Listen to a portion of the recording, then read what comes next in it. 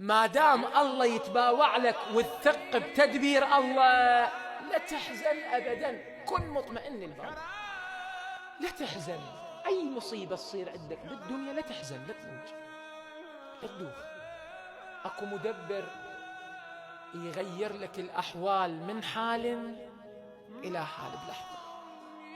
اليوم صرت تفقر لا تضوج، اليوم صار عندك مريض لا تحزن لا تضوج، اليوم سيارتك اندعمت لا تضوج.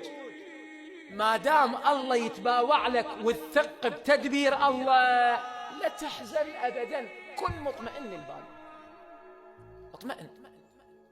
الله يغير لك الحال مباشرة، يغير لك الحال زين. والله هم إذا شافك مسلم ومطمئن عندك طمأنينية، الله هم شنو؟ هم يجري لك الأفعال باعتقادك وطمأنينتك. هاي الطمأنينية اللي موجودة عندك، الله سبحانه على الاطمئنان الموجود عندك الله يجري لك الأفعال بطمأنينة زين. لا تحزن أبدا، كل ما يأتي من الله فهو خير جميل. فالعقيلة زينب تقول له حتى لو شفت الحسين مقطع إربا إربا فما رأيت إلا جميلا. جميل.